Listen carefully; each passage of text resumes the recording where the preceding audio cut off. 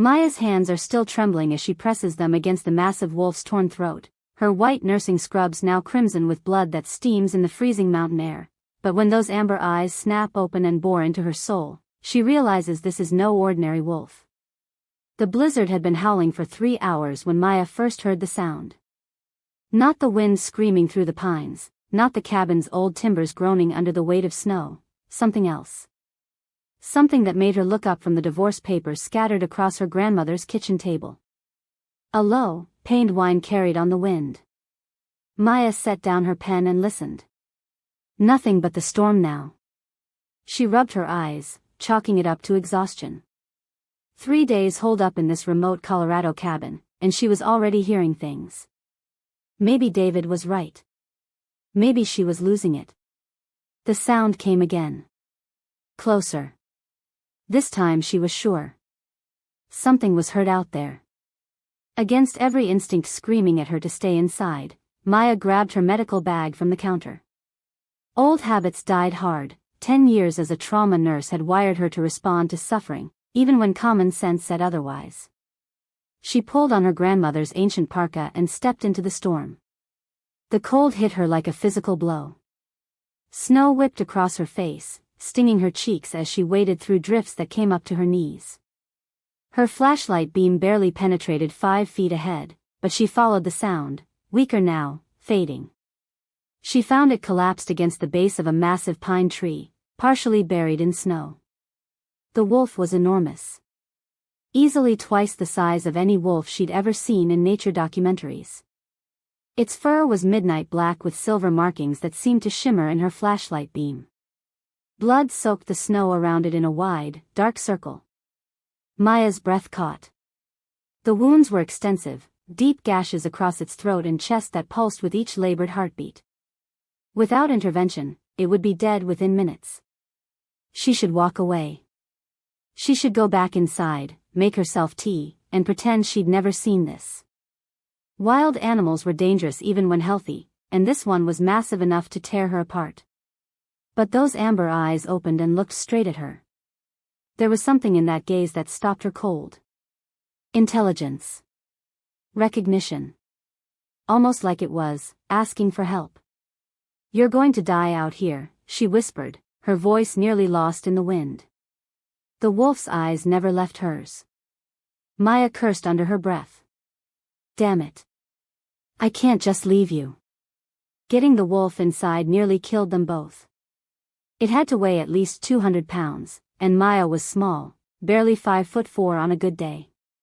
But somehow, with the animal's minimal cooperation, she managed to drag it through the snow and up onto the cabin's porch. By the time she got it inside and onto the rug in front of the fireplace, her scrubs were soaked with blood and her arms ached. The wolf lay still, chest barely rising. Maya knelt beside it and really looked at the wounds for the first time under proper light. Her blood ran cold. These weren't bite marks or the random tears you'd expect from a fight with another animal. The gashes were too precise, too deliberate. 4 parallel cuts across the throat, perfectly spaced. Another set across the chest, same pattern. Claw marks. But the spacing was wrong for a bear, too wide for a mountain lion. And the depth suggested incredible strength. Whatever had done this had raked through muscle and sinew like it was paper. The wounds looked almost human-sized. Maya shook her head, pushing the ridiculous thought away. Whatever had happened, the wolf was dying. She could analyze the forensics later. She worked through the night, drawing on every skill she'd learned in emergency medicine. The throat wounds were the worst. One had nicked the carotid artery. She managed to clamp and suture it, though she had no idea if her human surgical techniques would work on a wolf's anatomy. The animal never moved, never struggled. It lay perfectly still, those amber eyes tracking her every movement. Watching. Waiting. As dawnlight began to filter through the cabin windows, Maya finally sat back on her heels. The bleeding had stopped. The wolf's breathing was stronger, more regular. Against all odds, it was going to survive. She looked down at herself. Her scrubs were ruined, stained crimson from collar to hem. Her hands were caked with dried blood, She looked like she'd performed surgery in a slaughterhouse. "What the hell did I just do?" she muttered. The wolf's eyes were closed now, its breathing deep and even. Asleep, it looked almost peaceful. Beautiful, even. The silver markings in its fur formed intricate patterns that seemed to shift in the firelight. Maya dragged herself to her feet, every muscle protesting. She needed a shower, clean clothes, and about 12 hours of sleep. But first, she had to figure out what to do about her patient. She couldn't exactly call animal control. They'd want to know how she'd managed to perform surgery on a wild wolf in her living room. And something told her they wouldn't understand her explanation. Hell, she didn't understand it herself. The hot shower helped wash away the blood but not the questions. When Maya emerged from the bathroom 20 minutes later, wearing fresh clothes and feeling almost human again, she expected to find the wolf exactly where she'd left it. The living room was empty. She stared at the spot where the wolf had been. The blood-stained rug was there, her medical supplies scattered around it. But the wolf was gone. Maya ran to the front door and yanked it open. The storm had passed, leaving behind a pristine blanket of snow that stretched unbroken to the tree line. No tracks. No sign that anything had ever been there. She circled the cabin twice, looking for some indication of where it had gone. Nothing. Back inside, she stood in the living room and tried to make sense of what had happened. The blood on her clothes was real. The surgical supplies were exactly where she'd left them. But the wolf had vanished without a trace. Had she dreamed the whole thing? Some kind of stress-induced hallucination brought on by the divorce, the isolation, the grief over her grandmother's death? But then she saw it, a single bloody paw print on the hardwood floor just inside the door. Larger than any dog print she'd ever seen, the claws marks clearly visible in the dried blood. Proof that she hadn't imagined it. Maya knelt and placed her hand next to the print for comparison. The wolf's paw was easily twice the size of her palm. Whatever that creature was, it was unlike anything that should exist in these mountains. As she stared at the print, a chill ran down her spine that had nothing to do with the cold. Those amber eyes flashed in her memory, too intelligent, too knowing. And the wounds that had brought it to her door, precise and deliberate, inflicted by something with human-like hands. Maya had come to this cabin to escape her problems, to find peace in the isolation her grandmother had always loved. Instead, she'd stumbled into something dangerous. Something she didn't understand.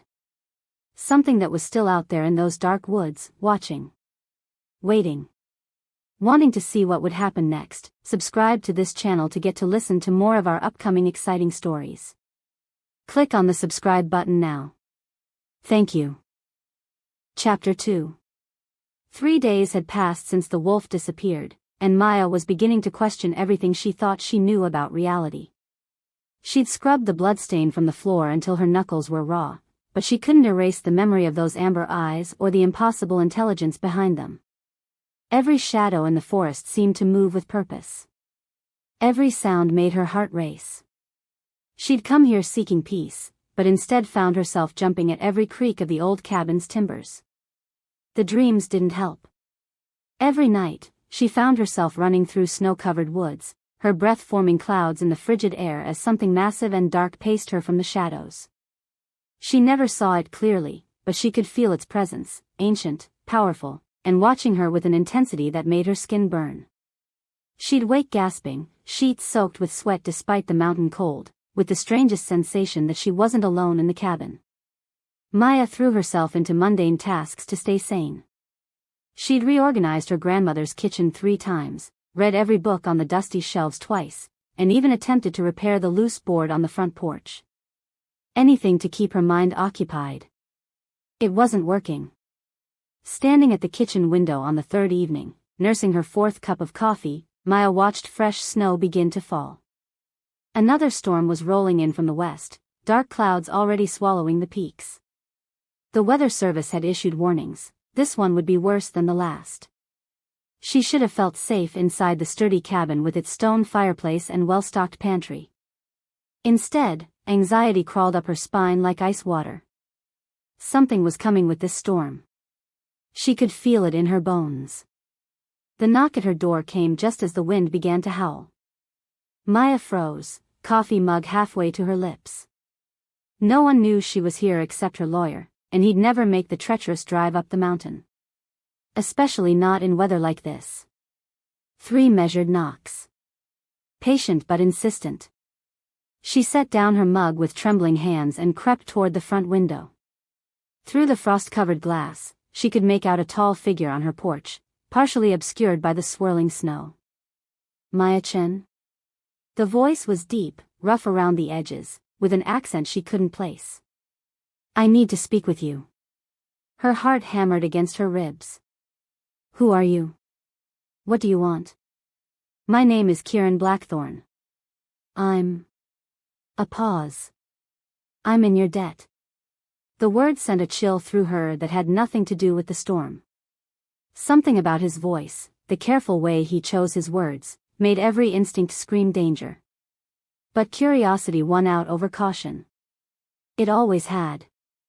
Maya unlocked the door and opened it just wide enough to see him clearly. Her breath caught. The man standing on her porch was devastating in the most literal sense, the kind of male beauty that could stop traffic and start wars. He had to be at least 6'4", with shoulders broad enough to fill the doorframe. His hair was black as midnight, slightly too long, with snow melting in the dark strands. Sharp cheekbones and a strong jaw gave his face an almost aristocratic quality, but there was something wild about him too. Something that belonged more in the untamed mountains than civilized society. And his eyes. Maya's knees nearly buckled. His eyes were the exact same shade of amber as the wolf's, liquid gold with flecks of bronze that seemed to glow in the porch light. You're hurt, she said automatically, her medical training overriding her fear. Because he was. Now that she looked closer, she could see the exhaustion in the taut lines of his face, the way he held himself carefully, as if movement caused pain. Dark stains on his clothing that could have been mud but looked suspiciously like dried blood. I heal quickly, he said, but his voice was strained. May I come in? The storm. As if summoned by his words, a violent gust of wind drove snow across the porch with enough force to sting Maya's exposed skin.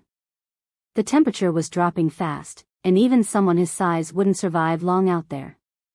Common sense warred with self-preservation. This man was a complete stranger appearing at her isolated cabin in the middle of a blizzard. Every thriller movie she'd ever seen said this was exactly how women ended up as statistics. But those eyes. There was something familiar about them. Something that called to her on a level deeper than logic. Please, he said quietly. I won't hurt you. The sincerity in his voice made her decision. Maya stepped back and opened the door wider. Come in. Kieran moved past her into the warmth of the cabin, and Maya caught his scent, pine and snow and something wild and masculine that made her mouth go dry. He was even more imposing inside, his presence seeming to fill the entire room. She locked the door behind him and turned to find him studying her with an intensity that made her skin prickle with awareness. You said you're in my debt, Maya said, crossing her arms over her chest in a gesture that was part defensive, part an attempt to hide her body's unwanted response to his nearness. What did you mean? Kieran was quiet for a long moment, his golden eyes never leaving her face. When he finally spoke, his voice was careful, measured. 3 days ago, you saved my life. Maya's heart stopped. I don't know what you're talking about. Don't you? He took a step closer, and she caught a glimpse of something at his throat, a thin white line barely visible above the collar of his dark shirt. You brought me inside during the storm. Used your medical skills to keep me alive when I should have died. Her mouth went dry. The scar at his throat was exactly where she'd stitched the wolf's wounds. Exactly the same length and placement. That's impossible, she whispered. Is it? Kieran's lips curved in what wasn't quite a smile. You're a healer, Maya. You recognized what needed to be done, and you did it.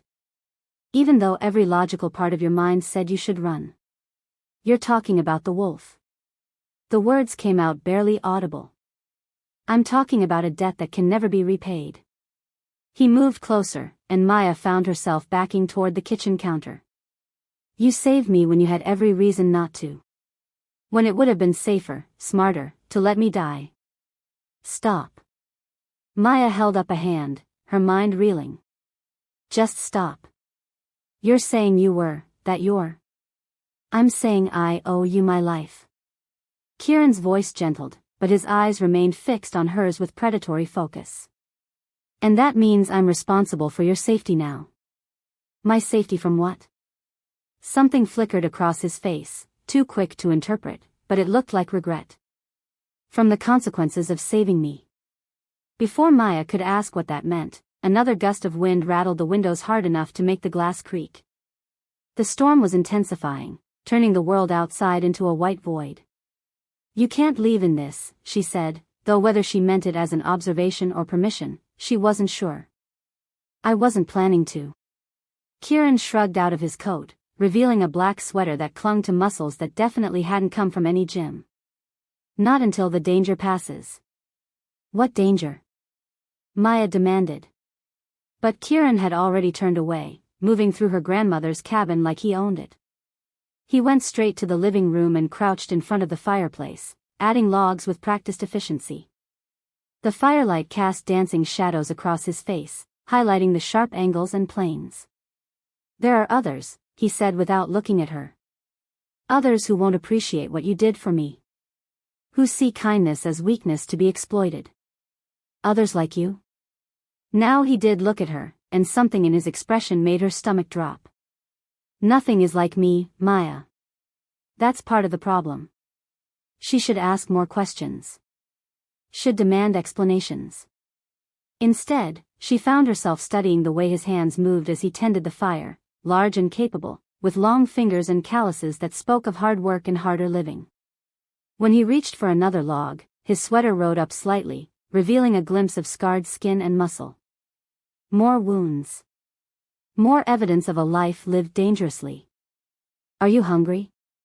The question slipped out before she could stop it. Kieran glanced up, surprise flickering across his features. You don't need to. I was making dinner anyway, Maya lied. She'd been living on coffee and granola bars since the wolf incident, her appetite non-existent. But having something to do with her hands suddenly seemed vital. It's no trouble. She retreated to the kitchen, grateful for the excuse to put some distance between them. Her hands shook as she pulled ingredients from the refrigerator. None of this made sense. The timing, the scars, those impossible eyes, it all added up to something her rational mind refused to accept. But as she worked, she could feel Kieran watching her from the living room. The weight of his attention was almost physical, raising goosebumps along her arms and making her hyper-aware of every movement. You're not from around here, Maya said, trying to fill the charged silence. No. His voice carried easily across the open space between kitchen and living room. I travel a lot. Business? A pause. Something like that. Maya chopped vegetables with more force than necessary. Getting information from him was like pulling teeth. And you just happened to be in the area when you got hurt? I was tracking something. The honesty in his voice surprised her. Something dangerous that had been killing livestock in the valley. The trail led here. Did you find it? Another long pause. It found me first. Maya looked up from her cutting board to find Kieran standing in the kitchen doorway, leaning against the frame with deceptive casualness. But there was nothing casual about the way his eyes tracked her movements, or the coiled tension in his posture. What attacked you? She asked. Another wolf. The words were flat, emotionless. Bigger than me. Stronger. It caught me by surprise. Wolves don't usually attack each other like that. Maya had done her research after finding him, reading everything she could about wolf behavior and territorial disputes. Not to cause those kinds of injuries. Kieran's smile was sharp-edged and humorless. We weren't usual wolves.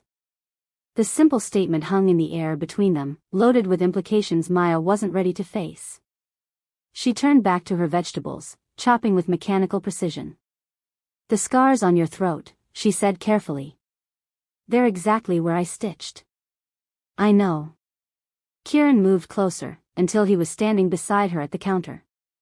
This close, she could feel the heat radiating from his skin, could see the silver flecks in his amber eyes. You have very skilled hands, Dr. Chen. I'm a nurse, not a doctor. Trauma nurse. Emergency medicine. 10 years of experience, specialized training in field surgery. At her shocked look, he shrugged. I make it my business to know about the people who help me. How could you possibly? I told you. I travel a lot. Kieran reached around her for the salt, his arm brushing against hers. The contact sent electricity shooting up her spine. You meet all kinds of interesting people when you live the way I do. Maya stepped sideways, putting space between them, but there wasn't much room in the small kitchen. And how exactly do you live? Dangerously. His smile was pure predator now. But I suspect you already knew that. Dinner was a stilted affair. Maya had made enough pasta and sauce for 4 people, partly from nerves and partly because Kieran looked like he could eat his weight in food. She wasn't wrong. He consumed massive portions with efficient grace, barely speaking except to compliment her cooking. But she could feel him watching her. Even when she wasn't looking directly at him, she was aware of his presence with startling intensity. It was like sitting across from a caged tiger, beautiful, mesmerizing, and absolutely lethal. Tell me about yourself, Kieran said as they finished eating. Not much to tell. Maya pushed pasta around her plate, appetite gone. Born in San Francisco, went to nursing school, married my college boyfriend, recently divorced. Nothing exciting. You left out the part where you drive into the mountains alone to perform emergency surgery on wild animals. Heat crept up Maya's neck. That was a one-time thing. Poor judgment brought on by stress and isolation. Was it? Kieran leaned back in his chair, studying her with those unnerving eyes. Or was it exactly what you've always done, help whoever needs it, regardless of the risk to yourself? The observation was too accurate, too insightful for a stranger to make. Maya stood abruptly and began clearing dishes, needing something to do with her hands. I should make up the couch for you, she said. The storm looks like it's going to last all night. Maya. Kieran caught her wrist as she reached for his plate, his fingers warm and strong around her skin. Thank you. For dinner, for the shelter. For 3 nights ago. His touch sent shivers up her arm that had nothing to do with cold and everything to do with the way he was looking at her, like she was something precious and breakable and worth protecting. You don't need to thank me, she managed. Yes, I do. His thumb moved across her pulse point, and Maya's breath hitched. You have no idea what your kindness means to someone like me. Someone like him. The words echoed in her head as she lay in bed hours later, listening to the storm rage outside. Kieran had insisted on sleeping on the couch despite her protests about his injuries, claiming he was used to uncomfortable accommodations. But it wasn't the thought of him sleeping 15 feet away that kept her awake. It was everything else, the scars that matched her surgical work, the way he'd known exactly what she did for a living, those amber eyes that haunted her dreams.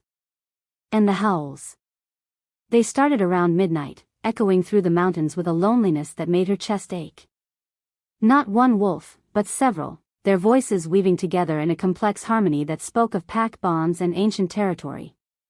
Maya pressed her face to the cold window, trying to see through the swirling snow.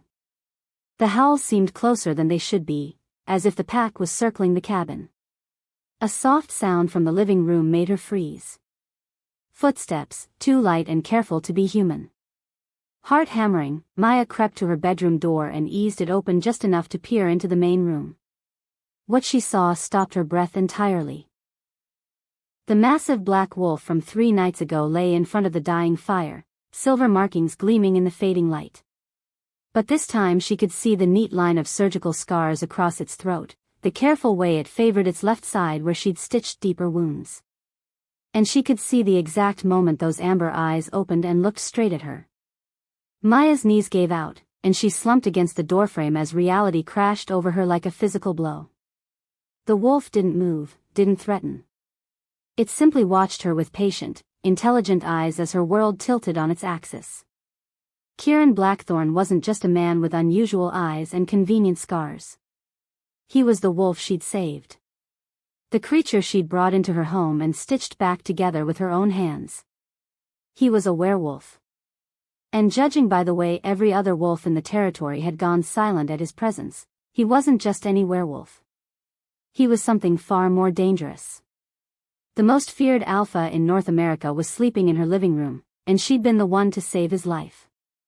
If you're still listening to this story up to this point, why don't you subscribe to this channel to continue getting impactful daily stories like this?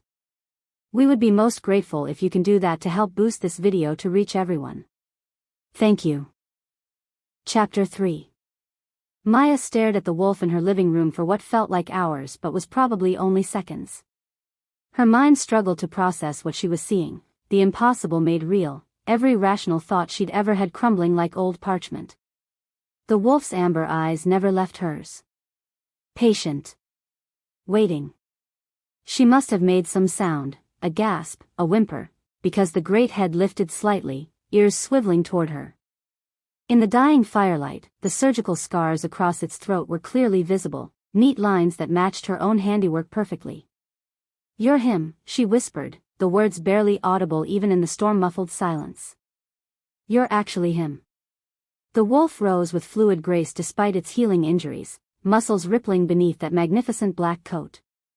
For one terrifying moment Maya thought it might approach her, might close the distance between them and force her to confront this impossible reality. Instead, it simply looked at her with those devastating amber eyes, and then the air around it began to shimmer. Maya watched in fascinated horror as the wolf's form began to shift and change. Bones lengthened, fur receded, and within moments Kieran Blackthorne knelt naked in front of her fireplace, firelight dancing across skin marked with more scars than she'd imagined. "Maya." His voice was rough, strained. "Let me explain." She slammed the bedroom door and turned the lock with shaking fingers. Her back pressed against the wooden barrier, Maya slid to the floor and buried her face in her hands. This wasn't happening. This couldn't be happening. Werewolves were mythology, fantasy, the stuff of bad horror movies and romance novels. They weren't real. They weren't supposed to be real. But the evidence was literally on the other side of her door, probably putting clothes on and preparing to shatter what remained of her carefully ordered world. A soft knock made her jump. "Maya." Kieran's voice was gentle now, concerned. "I know this is overwhelming. But we need to talk." "Go away," she managed. "I can't do that." A pause. "And you know I can't." Something in his tone made her lift her head. "What do you mean?" "Open the door, and I'll explain everything." "Are you dressed?" She could hear the smile in his voice. "Yes." Against her better judgment, which seemed to be a theme where Kieran was concerned, Maya unlocked the door and opened it a crack. He stood in the hallway fully clothed, hands raised in a gesture of surrender. "Can I come in?" Maya stepped back and let him enter her bedroom, immediately regretting the decision. The space felt impossibly small with him in it, his presence overwhelming in the intimate setting. She wrapped her arms around herself and tried to think of something to say. "How long?" she finally asked. "How long what? How long have you been able to change into that?" Kieran leaned against the dresser, careful to keep distance between them. "I was born this way. It's not something that happened to me, Maya. It's what I am." "That's impossible. So was performing surgery on a wild wolf in your living room, but you did it anyway." His golden eyes searched her face. "You felt it that night, didn't you? The connection? The recognition?" Maya's throat tightened.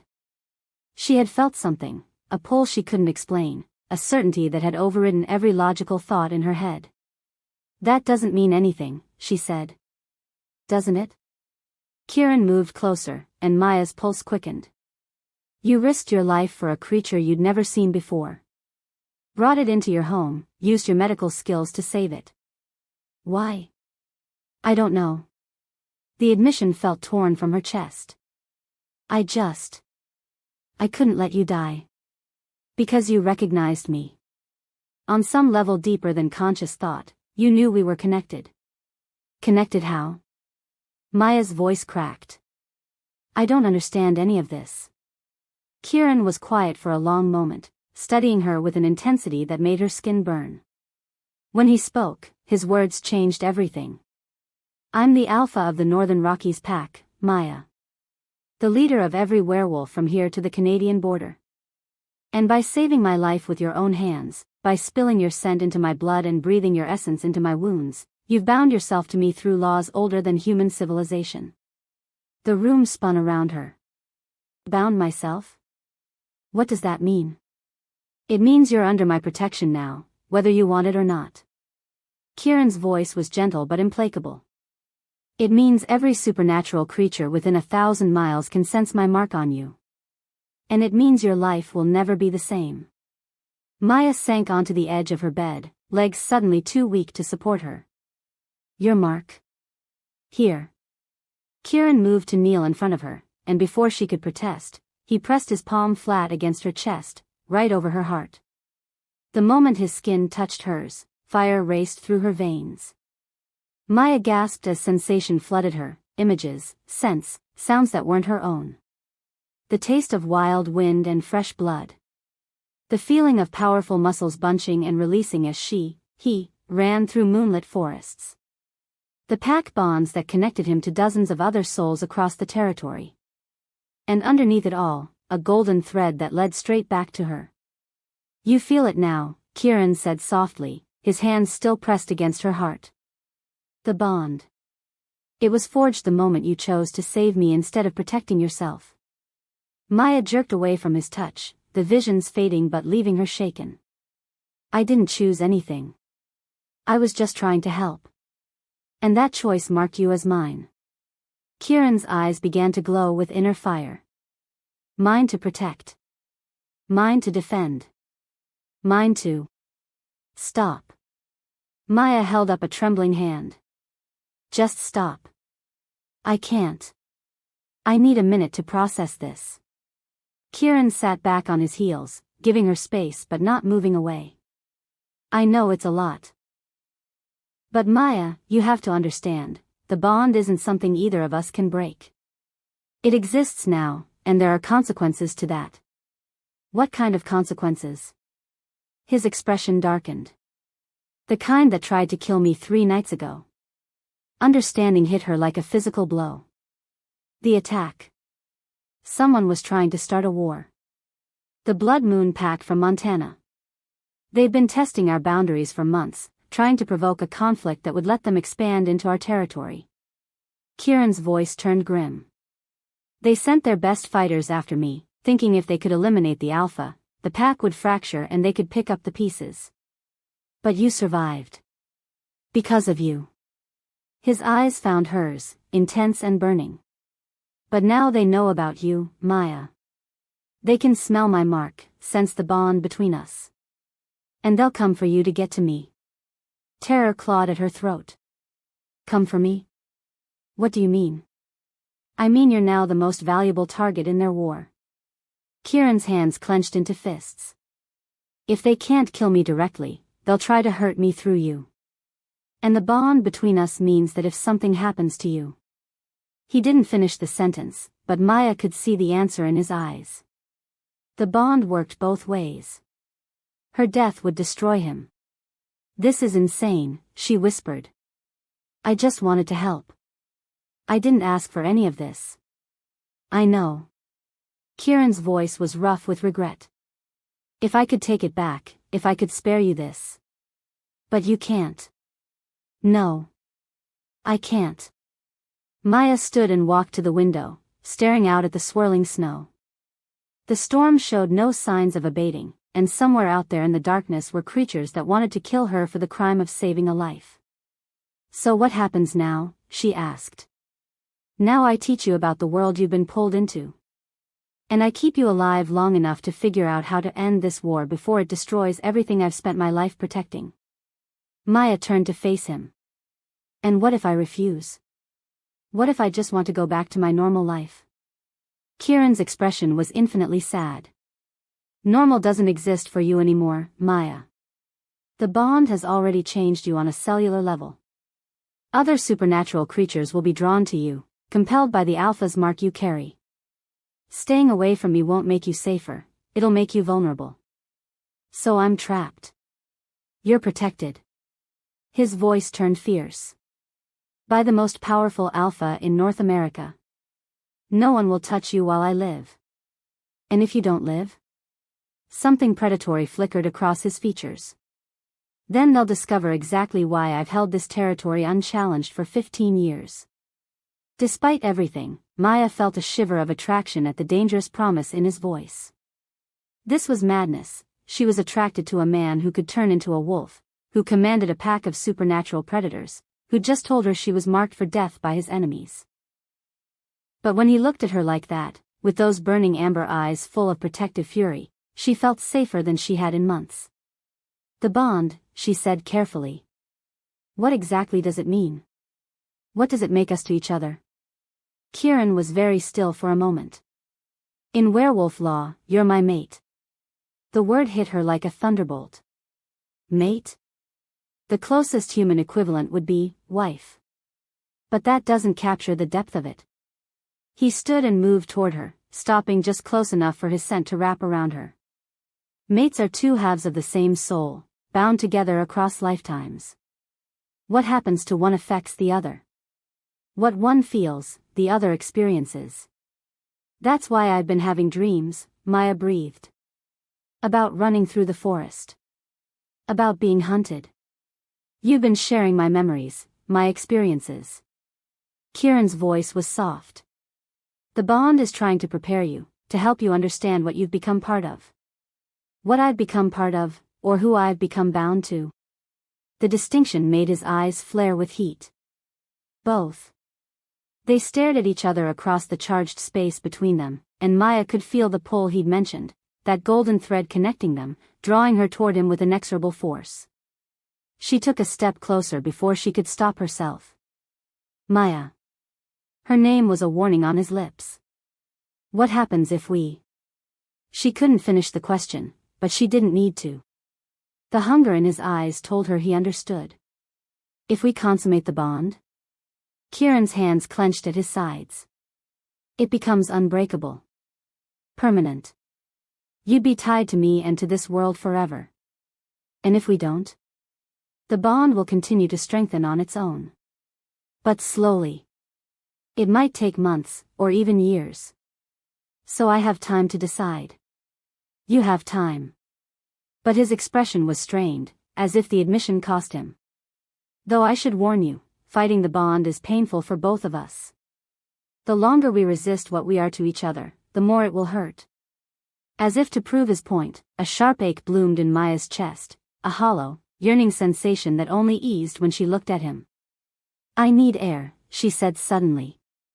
I need to think. You can't go outside.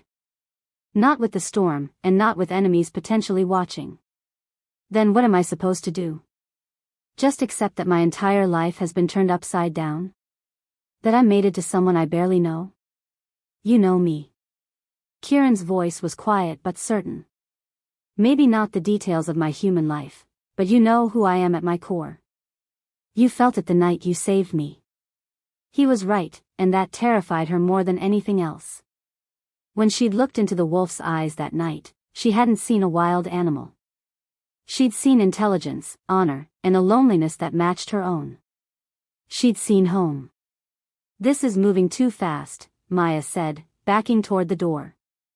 I can't. I need space to process this. Of course. But when she moved to leave the room, Kieran caught her arm gently. Maya. Whatever you decide, I want you to know, I'll spend the rest of my life making sure you never regret saving mine. The sincerity in his voice made her heart clench. This powerful, dangerous man, this alpha who commanded respect from supernatural creatures across the continent, was looking at her like she held his entire world in her hands. Maybe she did. Maya pulled free of his grip and escaped to the kitchen, needing distance and caffeine in equal measure. But even with a room between them, she could feel Kieran's presence like a physical weight. The bond he described was already working on her, making her hyper-aware of his every breath, his every heartbeat. She was making coffee when the howls started again. This time they were closer. Much closer. Kieran appeared in the kitchen doorway as if summoned, his entire demeanor changed. Gone was the gentleman trying to explain an impossible situation. In his place stood the alpha, predatory, alert, and utterly lethal. "They're testing our defenses," he said grimly. "Seeing how close they can get before I respond." The Blood Moon Pack? Some of them. Kieran moved to the window, his nostrils flaring as he scented the air. But there are others with them. Rogues, maybe. Or mercenaries.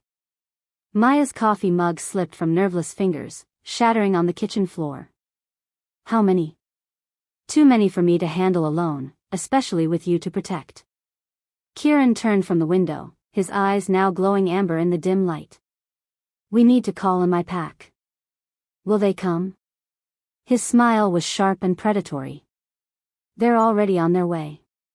The moment the bond snapped into place between us, every wolf in my territory felt it. They know their alpha has found his mate. But the storm won't stop them." Kieran was already moving toward the living room. "Nothing will stop them from protecting what's mine." Maya followed him, her bare feet crunching on ceramic shards. "What do I do?" "Stay close to me. Do exactly what I tell you, when I tell you." Kieran began stripping off his shirt, and Maya's mouth went dry at the sight of his scarred, muscular torso. "And try not to be afraid of what you're about to see." "What am I about to see?" Kieran's grin was pure wolf now. "War." The howls outside rose to a crescendo, answered by new voices from the south, deeper, more familiar calls that made something primitive in Maya's chest respond with fierce joy. The cavalry was coming. But whether they'd arrive in time to prevent the coming battle was another question entirely. And in the middle of it all stood Maya, marked by an alpha's bond and caught between her old life and a new world full of wonders and terrors she couldn't have imagined. The night was far from over. If you're still listening to this story up to this point, why don't you subscribe to this channel to continue getting impactful daily stories like this? We would be most grateful if you can do that to help boost this video to reach everyone. Thank you. Chapter 4. The first window exploded inward at exactly 2:47 a.m. Maya jolted awake to the sound of shattering glass and Kieran's roar of fury from the living room. Her heart hammered against her ribs as she scrambled from the bed, adrenaline flooding her system with crystal clarity. This wasn't a dream. This wasn't her imagination running wild from stress and isolation. This was war. "Maya." Kieran's voice cut through the chaos, primal and commanding. "Stay down." She dropped to her knees as another window exploded, this one in the kitchen. The storm that had been raging outside was nothing compared to the violence now pouring into her grandmother's peaceful cabin. Snarls and growls filled the air, punctuated by sounds she'd never heard before, the wet tear of claws through flesh, the crack of bones breaking. Crawling toward the bedroom door, Maya peered around the frame and gasped. The living room had been transformed into a battlefield. Kieran, now in his massive wolf form, was locked in combat with two equally enormous wolves, one gray, one brown. They moved with lethal grace, circling him, looking for an opening. But even outnumbered, Kieran was magnificent and terrible, his black coat gleaming with something that wasn't snow. Blood. More shapes moved outside the broken windows, shadows with glowing eyes that reflected the firelight like malevolent stars. How many were there? 6. 10. Maya couldn't count them in the chaos. The gray wolf lunged at Kieran's throat, and Maya's breath stopped. But Kieran was faster, twisting away and clamping his jaws around his attacker's shoulder. The gray wolf's howl of pain made Maya's teeth ache. That's when she saw him. The wolf standing in the doorway was different from the others. Larger, with silver fur that seemed to absorb light rather than reflect it. But it was his eyes that made Maya's blood turn to ice, pale blue, almost white, with an intelligence that was purely malevolent. Even in wolf form, she knew she was looking at an alpha. One who radiated power and cruelty in equal measure. Fenris Grimm. It had to be. The silver wolf's gaze swept the room before settling on Maya's hiding spot. Their eyes met across the chaos, and his lips pulled back in what could only be described as a smile. He'd found what he was looking for. Kieran must have sensed the threat, because his head snapped toward Maya's position. In that moment of distraction, the brown wolf struck, raking claws across Kieran's already healing flank. No! Maya cried out before she could stop herself. It was exactly the wrong thing to do. Fenris moved like silver lightning, bounding across the room toward her. Maya scrambled backward, but there was nowhere to go in the small bedroom. The silver wolf filled the doorway, effectively trapping her. Behind him, she could hear Kieran fighting with renewed fury, but the other wolves were keeping him busy. Too busy to reach her. Fenris began to shift, his form blurring and reshaping until a man stood before her. He was tall and lean, with platinum hair and those disturbing pale eyes. Handsome in a cold, sharp way that made Maya think of winter storms and dying things. Maya Chen, he said, his voice cultured and pleasant. As if they were meeting at a dinner party instead of in the middle of a violent raid. What a pleasure to finally meet Kieran's nurse. What do you want? Maya pressed herself against the far wall, wishing desperately for a weapon. Want? Fenris tilted his head, studying her with the intensity of a predator sizing up prey. I want many things. Kieran's territory. His pack's loyalty. His power. His pale eyes glittered. But most immediately, I want you. Why? Because you're the key to everything, my dear. Fenris took a step closer, and Maya caught his scent, cold metal and something rotten underneath. You see, Kieran has been keeping secrets from you. Important ones. The sounds of fighting in the living room were getting closer. Maya could hear furniture being destroyed, walls being damaged. But she couldn't tell if Kieran was winning or losing. I don't know what you're talking about, Maya said. Don't you? Fenris smiled, revealing teeth that were still too sharp. Tell me, has he mentioned his bloodline? His heritage? What makes him so special? Maya said nothing, but something in her expression must have given her away because Fenris's smile widened. He hasn't told you. Of course he hasn't. Fenris laughed, the sound like breaking glass. Kieran Blackthorn isn't just another alpha, Maya. He's the last direct descendant of the original werewolf bloodline. The first wolves who walked this earth carried magic in their very DNA, power that has been diluted over centuries of breeding with lesser lines. That's impossible. Is it? Haven't you felt it? The way other wolves defer to him? The way his very presence can command obedience from creatures who should be his equals. Fenris took another step closer. Kieran carries the blood of the first pack. And that makes him the most powerful alpha alive. Maya's mind reeled. It explains so much, the way Kieran moved, the intensity of his presence, the absolute certainty in his voice when he'd called her his mate. But power like that, Fenris continued, is wasted on someone who refuses to use it properly. Kieran believes in coexistence, in keeping our kind hidden from humans. He lacks vision. And you have vision? I have ambition. Fenris's eyes began to glow with pale fire. And now I have the means to achieve it. Before Maya could ask what he meant, rough hands grabbed her from behind. She spun to see another wolf, this one in human form but with claws extended and fangs visible, had climbed through the bedroom window. Careful with her, Marcus, Fenris said casually. She's precious cargo. Maya struggled, but the wolf called Marcus was stronger than any human had a right to be.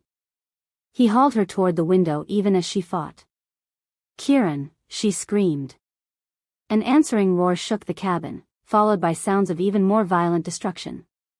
But Maya was already being dragged outside into the freezing night, snow stinging her face and soaking through her thin pajamas. The mountain forest was full of wolves. Maya counted at least 15 as Marcus carried her away from the cabin, all of them in various states of shift between human and wolf form.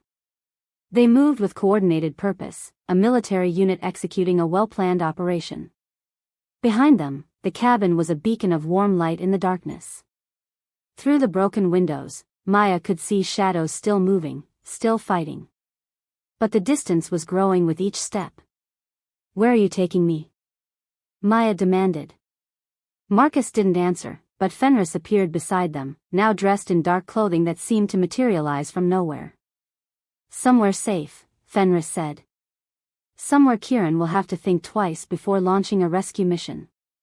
They traveled for what felt like hours through terrain that would have been impossible for humans to navigate in daylight, let alone during a blizzard.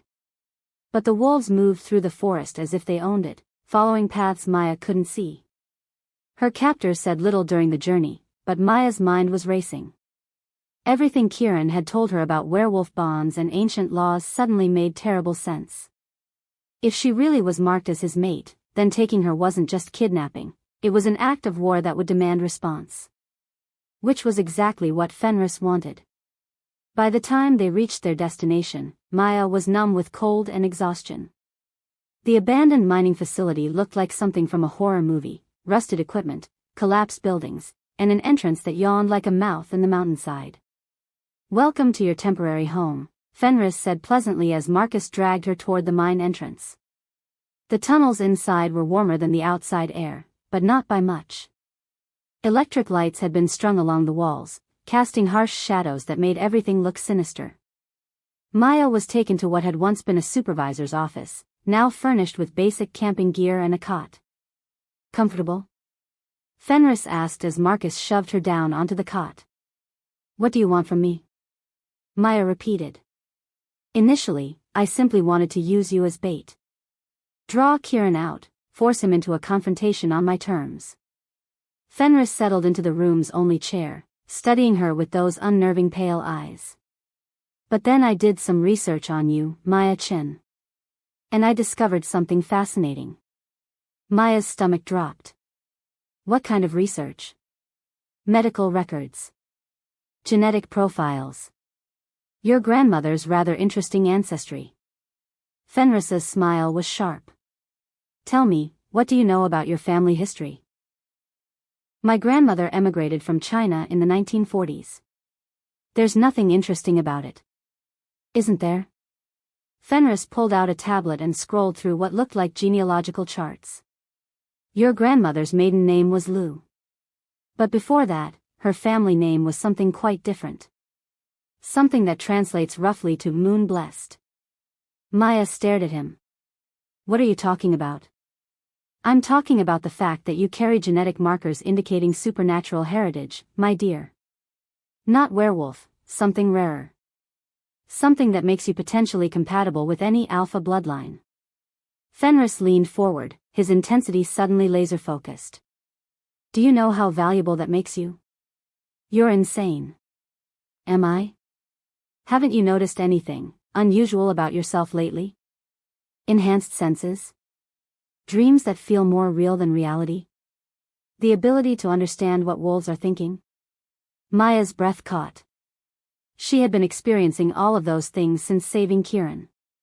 She'd attributed them to the bond he described, but what if there was more to it?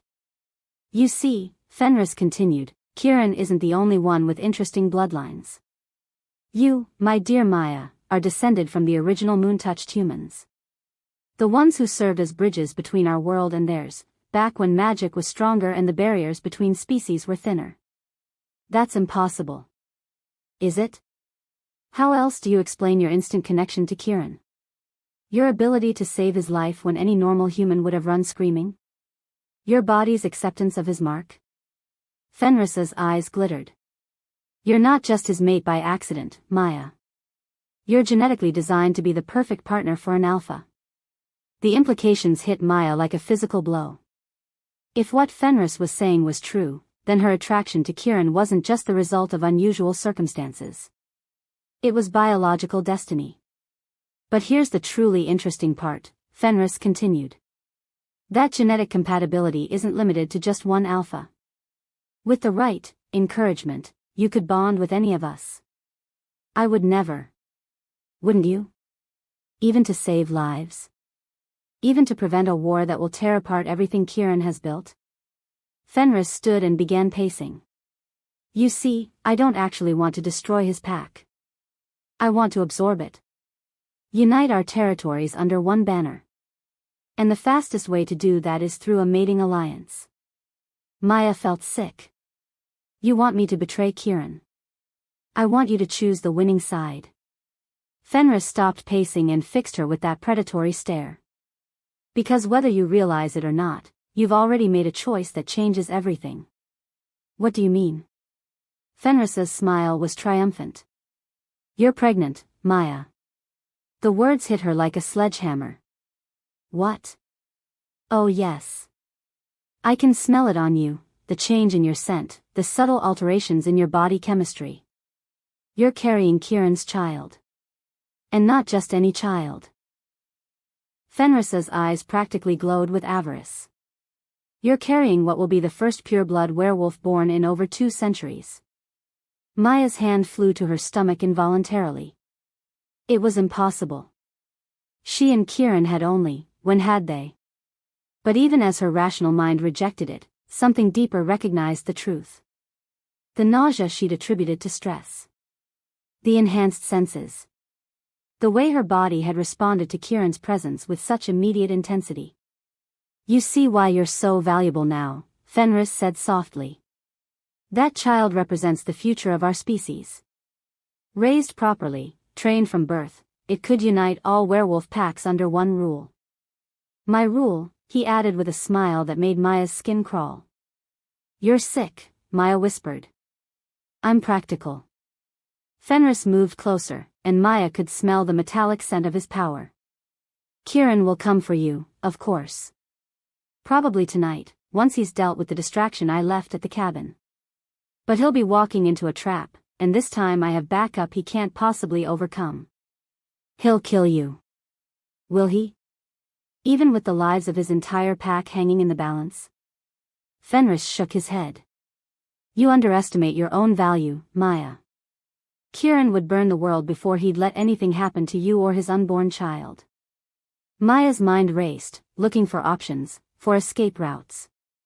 The mine had multiple tunnels, but she didn't know the layout. And even if she could get away from Fenris, there were at least a dozen other wolves between her and freedom.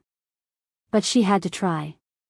For herself, for Kieran, and for the child she was apparently carrying. I need to use the bathroom, she said. Fenris raised an eyebrow. How charmingly human. There's a chemical toilet in the next room. Marcus will escort you. The wolf named Marcus appeared in the doorway as if summoned. But as Maya stood to follow him, a wave of dizziness hit her so hard she nearly fell. Morning sickness. Another confirmation of what Fenris had told her. She was pregnant with Kieran's child. A child that would be hunted and coveted by every supernatural creature on the continent. A child that she would die before letting Fenris get his hands on. Which meant she had to find a way out of this mine. Tonight. As Marcus led her to the makeshift bathroom, Maya began cataloging everything she could see. Guard positions, tunnel entrances, potential weapons. Her grandmother had always said that Chun women were survivors, that they found ways to endure when stronger people broke. It was time to prove that true. Because Kieran was coming for her, she could feel it through their bond, a growing storm of fury and determination approaching through the night. But when he arrived, she wasn't going to be a helpless victim waiting for rescue. She was going to be ready to fight for everything that mattered. Her freedom. Her future. And the child whose very existence would change the supernatural world forever. If you're still listening to this story up to this point, why don't you subscribe to this channel to continue getting impactful daily stories like this? We would be most grateful if you can do that to help boost this video to reach everyone. Thank you. Chapter 5. The blood moon hung like a crimson eye in the star-scattered sky, casting everything in shades of red and shadow. Maya pressed herself against the cold stone wall of the mine tunnel, listening to the sounds of battle echoing from the main chamber.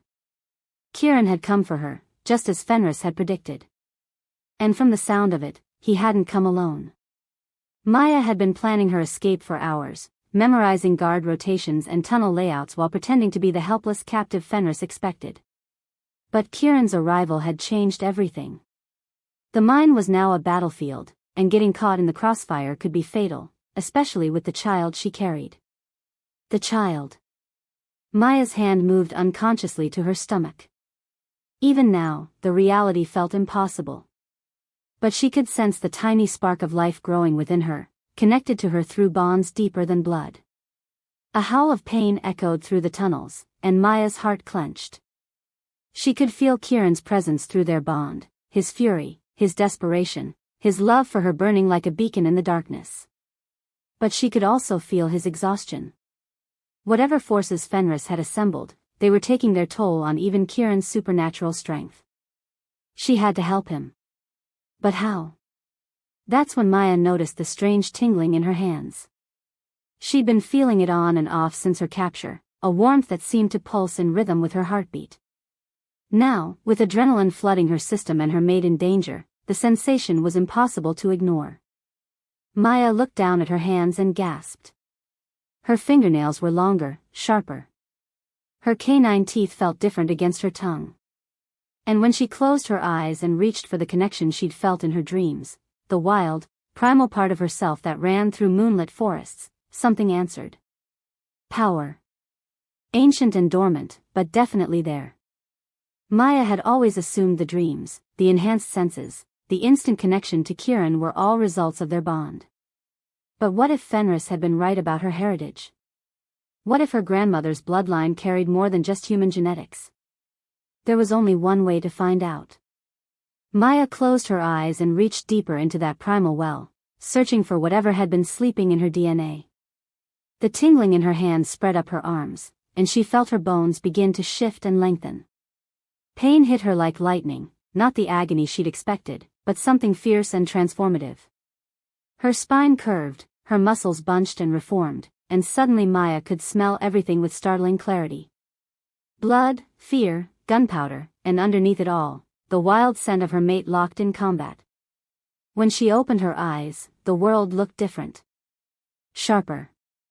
The darkness of the tunnel was no longer absolute. She could see every detail, every texture, as if illuminated by invisible fire.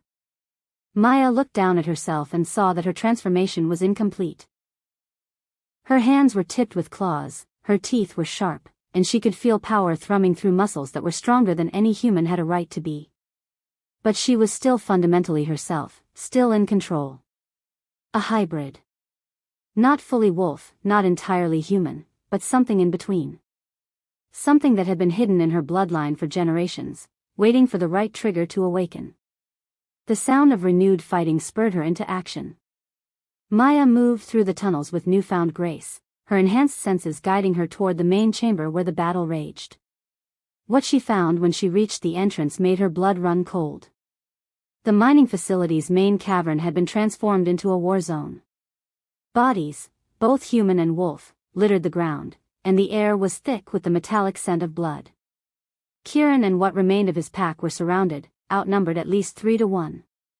Kieran himself was magnificent and terrible in his fully transformed state, his black coat now matted with blood that wasn't all his own. But even Maya could see he was weakening. Deep gashes marked his flanks, and his movements were becoming more labored. Fenris circled him with predatory patience, his silver fur gleaming in the harsh electric lights. He was toying with Kieran, wearing him down rather than going for a killing blow. And Maya knew why. He wanted Kieran alive when he killed him. Wanted him to watch as Fenris claimed everything he'd fought to protect. Including her. Maya crept closer, using the shadows and abandoned equipment for cover. Her hybrid form made her faster and stronger than she'd ever been, but she was still vastly outnumbered. She needed a plan. That's when she saw it, a rusty pickaxe leaning against a support beam, its head still sharp despite the corrosion. Maya grabbed the weapon and tested its weight. Perfect. Fenris, she called out, stepping into the light. The silver wolf's head snapped toward her, pale eyes widening in surprise. Around the cavern, the fighting slowed as both packs registered her presence. But it was Kieran's reaction that nearly broke her heart. Even in wolf form, she could see the relief and terror warring in his amber eyes. Relief that she was alive, terror that she was now in danger again. "Stay back," his voice echoed in her mind through their bond. "Please, Maya. Get out of here." "Not without you," she replied, amazed that the mental connection worked even in her hybrid state. Fenris began to shift back to human form, his transformation smooth and controlled. When it was complete, he stood naked and unashamed, his pale eyes fixed on Maya with a mixture of hunger and calculation. Well, he purred. The little human has found her claws. How unexpected." "Let them go, Fenris," Maya said, raising the pickaxe. "Your fight is with me." "Oh, my dear, naive girl." Fenris smiled, revealing teeth that were still too sharp. "My fight was never just with Kieran. It was always about you. About what you represent." "And what's that?" "The future." Fenris began walking toward her, and Maya had to force herself not to back away. "Pure bloodlines. Genetic perfection. The child you carry will be the first of a new generation of werewolves, stronger, faster, more powerful than anything we've seen in centuries. Over my dead body. If necessary." Fenris's expression turned cold. "Though I'd prefer to keep you alive. At least until the child is born." Maya felt Kieran's fury spike through their bond, but she kept her focus on Fenris. He was still talking, still trying to intimidate her. That was his mistake. Maya had spent 10 years working trauma medicine in emergency rooms. She'd seen the worst humanity could do to itself, had made life and death decisions under pressure that would break most people. And now she had the strength and speed to back up her determination. Fenris was still 3 feet away when Maya struck. She moved faster than she'd ever moved in her life, faster than should have been possible even for her hybrid form. The pickaxe whistled through the air in a deadly arc, aimed straight at Fenris's throat. But the silver wolf was an alpha for a reason. He twisted away at the last second, the blade missing him by inches. His hand shot out to grab Maya's wrist, but she was already spinning away, using her momentum to bring the weapon around again. This time she connected. The pickaxe head buried itself in Fenris's shoulder with a wet thud, and his howl of pain echoed through the cavern. Dark blood sprayed across the rocky floor as Maya wrenched the weapon free. "Impossible," Fenris snarled, pressing a hand to his wounded shoulder. "You're just a human." "No," Maya said firmly. "I'm not." She could feel the change continuing within her, power flowing through her veins like liquid fire. Her grandmother's bloodline was awakening fully now, responding to the threat against her family. Because that's what Kieran and their unborn child were, family. Worth fighting for. Worth killing for. Maya struck again, but this time Fenris was ready. He caught the pickaxe handle and yanked, pulling her close enough to rake claws across her ribs. Pain flared, but Maya ignored it. She'd felt worse in the ER during 20-hour shifts. "You cannot win," Fenris hissed, his pale eyes blazing with fury. "I am an alpha. I have trained for centuries." Maya headbutted him in the nose. The satisfying crunch of breaking cartilage was followed by another spray of blood. Fenris staggered backward, giving Maya the opening she needed. She drove the pickaxe up under his ribs, angling for his heart. Fenris tried to twist away, but he was too slow. The blade punched through muscle and bone, and his eyes went wide with shock. "This is for my child," Maya whispered. She twisted the weapon, and Fenris Grimm, alpha of the Blood Moon Pack, collapsed to his knees. Dark blood frothed at his lips as he looked up at her with something that might have been respect. You are worthy," he gasped. "The council will come for you, for what you carry." Then he fell forward and moved no more. The cavern fell silent except for the sound of heavy breathing and the drip of blood on stone. Around them, the surviving members of both packs stared at Maya in shock. She just killed an alpha. A human, or mostly human, woman had defeated one of the most powerful werewolves in North America. Kieran shifted back to human form and rushed to her side, his hands gentle as he examined her wounds. "You're hurt," he said, his voice rough with emotion. "I'm fine." Maya leaned into his touch, drawing strength from his presence. "Is it over?" "For now." Kieran looked around at the remnants of Fenris's pack. "Those who wish to leave may go. Those who wish to join us will be welcomed, but you must swear loyalty to my mate as well as to me." One by one, the surviving wolves knelt. Maya realized with a start that they were kneeling to her, acknowledging her as their Luna, their Alpha's mate and equal. "I don't know how to lead a pack," Maya said quietly. "You'll learn." Kieran's arms tightened around her. "We'll learn together." The journey back to the cabin took most of the night. Maya rode on Kieran's back in his wolf form, too exhausted from her transformation and the fight to walk the treacherous mountain paths. But as they traveled, she felt the bond between them growing stronger, more complete. She was changing. Not just physically, but fundamentally. The human woman who'd come to these mountains seeking peace and solitude was gone, replaced by something new. Something that belonged to this wild, dangerous, beautiful world. They reached the cabin just as dawn was breaking over the peaks. The damage from the earlier battle was extensive, windows blown out, furniture destroyed, bullet holes in the walls. But it was still standing, still home. "We'll rebuild," Kieran said as he shifted back to human form. "Make it stronger. Safer." Maya nodded, but something was nagging at her. Something Fenris had said during their fight. "Kieran, do you know anything about my grandmother? About why she really came to America?" "What do you mean?" Maya was quiet for a moment, trying to organize her thoughts. "Fenris seemed to know things about my family history. Things that didn't make sense. And now that I know what I can do." She held up her hand, allowing her claws to extend. "I think there's more to my heritage than either of us realized." Kieran frowned. "We should search the cabin. If your grandmother left any records, any journals." "The attic," Maya said suddenly.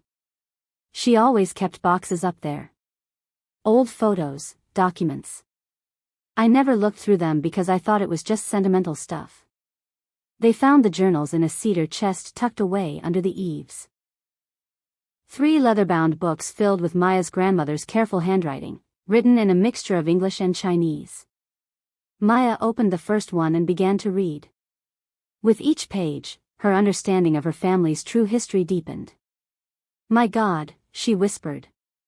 "She wasn't just a refugee. She was a guardian." "Guardian of what?" Kieran asked, though something in his expression suggested he might already know. Maya turned the journal around so he could see the careful drawing her grandmother had made, a crescent moon surrounded by intricate knotwork, with what looked like a crystal at its center. "The moon heart," Kieran breathed. "I thought it was just legend." "What's the moon heart?" "An ancient artifact. Created by the first werewolf shamans to bind the packs together, to prevent wars between territories." Kieran's face was grave. "It was lost centuries ago during the Great Diaspora. If it really exists, if it's here. It explains why Fenris was so interested in this territory," Maya finished. "He wasn't just after your pack. He was after the artifact. And now that word of tonight's battle spreads, others will come looking for it too." Kieran ran a hand through his dark hair. "Maya, this changes everything. The Moonheart isn't just a historical curiosity, it's a weapon. In the wrong hands, it could be used to control every werewolf pack in North America." Maya felt a chill that had nothing to do with the mountain air. Just when she thought she understood the scope of what she'd gotten herself into, the stakes rose even higher. "Where is it?" she asked. "The artifact?" Maya flipped through more pages of her grandmother's journal until she found what she was looking for, a hand-drawn map of the mountain with an X marked deep in the forest. "She hid it," Maya said. "Somewhere in the old-growth forest about 5 miles north of here. We need to find it before someone else does." "But first," Maya said, closing the journal and turning to face him, "we need to talk about what this means for us. For our future." Kieran cupped her face in his hands, his amber eyes serious. It means you're not just my mate anymore. You're the guardian of the most powerful werewolf artifact in existence. You're carrying the child who could unite all the packs under one banner. And you've just proven yourself in combat against an alpha. In other words, I'm never going to have a normal life. No, Kieran said softly. But you'll have an extraordinary one. If you want it. Maya thought about everything that had happened, the fear, the violence, the impossible transformations. But she also thought about the strength she'd found within herself, the connection she felt to this world and to the man standing before her. Most of all, she thought about the child growing inside her, a bridge between two worlds that would need both parents to guide it. I want it, she said finally. All of it. The pack, the responsibility, the danger. I want this life with you. Kieran's smile was like sunrise after a long, dark night. Then welcome to your new world, Luna. He kissed her then, deep and claiming, and Maya felt the last of her resistance to this impossible reality melt away. She was no longer Maya Chen, trauma nurse from San Francisco. She was Luna of the Northern Rockies pack, guardian of ancient secrets, and mate to the most powerful alpha in North America. But even as she surrendered to Kieran's embrace, Maya couldn't shake the feeling that their troubles were just beginning. Somewhere out there, others were already learning about Fenris's death, about her unique bloodline, about the artifact hidden in these mountains. The werewolf council Fenris had mentioned would come investigating. Other supernatural creatures would be drawn by the scent of power and possibility. And somewhere in the forest, an ancient weapon waited to be claimed by whoever was strong enough to take it. Maya pulled back from Kieran's kiss and looked out at the wild, beautiful landscape that was now her home. The blood moon was setting behind the peaks, giving way to the pale light of dawn. A new day was beginning, the first day of her new life. But she had the strangest feeling that the real adventure was just beginning.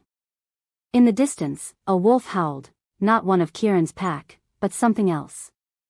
Something that had been watching and waiting for this moment. The hunt for the Moonheart had begun. Thank you for watching this video. Subscribe, like and share this video to continue listening to this type of story daily and also, to appreciate this community too. I would like to hear your wonderful opinion about this story. Please comment below.